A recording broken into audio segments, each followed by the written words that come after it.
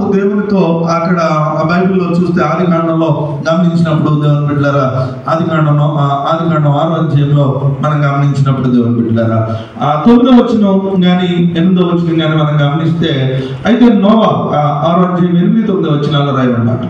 అయితే నోవాహు యెహోవా దృష్టి ఏం కోరుకున్నాడు, ప్రభువును పొందుకున్నాడని రాయబడి. 9వ వచనంలోకి వచ్చేటప్పుడు నోవాహు వంశావళి ఇదే. నోవాహు నీతిపరుడు, తన తరములు ఎలా ఉన్నాడు, నిందారహితుడే అన్నాడు. కింద అక్కడ రాస్తూ 9వ వచనం ఉంటాడు, దేవునితో కూడా నోవాహు ఏం చేశాడు, నడిచాడు. చూడండి, నోవాహు దేవునితో నడుస్తూ ఉన్నప్పుడు దేవుడు ఈ భూమి మీదకి జలప్రాణం అంతా వచ్చినప్పుడు కూడా నోవాహు చెప్పిన మాట ఏంటంటే, నీవు నీ కుటుంబం రక్షించబడతాను. దేవుని స్తోత్రం. అంటే దేవునితో నడుస్తున్నాడు, నడిచినప్పుడు కూడా తన కుటుంబ విషయంలో నోవాహు ఏం కలిగి ఉన్నాడు, బాధ్యతను కలిగి ఉన్నాడు.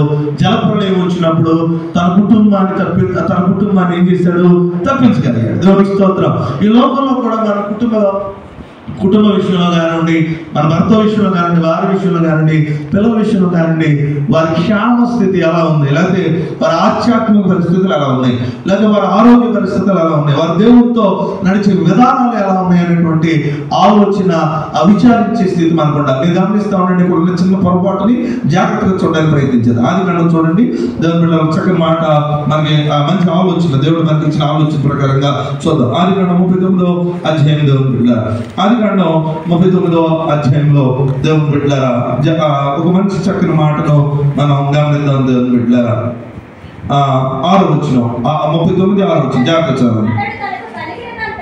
చూడండి, అతడు తన కలిగినంత కూడా ఎవరు ఒక ఆయన తన ఇంటికి తీసుకెళ్ళాడు. ఇంటికి తీసుకెళ్ళిన తర్వాత ఎవరు తీసుకెళ్ళాడు, యోసేపుని తీసుకెళ్ళాడు. పోతీఫరు యొక్క కుటుంబం అని మనకు బైబిల్ సెలవిస్తా ఉంది. ఆ తీసుకెళ్ళిన తర్వాత కుటుంబాన్ని అంత ఎవరికి చెప్పేశాడట, యోసేపుకి అప్పు చెప్పేశాడు. చదవనా, తన ఆహారం తినడం తప్పితే తనకి ఏమి ఉన్నదో ఏమి లేదో, ఇంకో మాట మనం చెప్పాలంటే అసలు ఏం జరుగుతుందో కూడా ఏం చేయట్లేదు. చూడండి, ఏముందో ఏం లేదు, ఇంట్లో ఏం జరుగుతుందో, తన భార్య విధానాలు ఏంటో, లేదా తన పరిస్థితి ఏంటో, లేదా కుటుంబంలో ఏం జరుగుతుందో అన్న విషయాన్ని ఏం చేయలేకపోయాడు, గుర్తించలేకపోయాడు. మీరు ఒకవేళ పోతీఫర్ అనేటువంటి వ్యక్తి ఒకవేళ తన కుటుంబం గురించి ఆలోచిస్తే ఈ సమస్య అసలు రావడానికి ఏం లేదు, అవకాశము లేదు.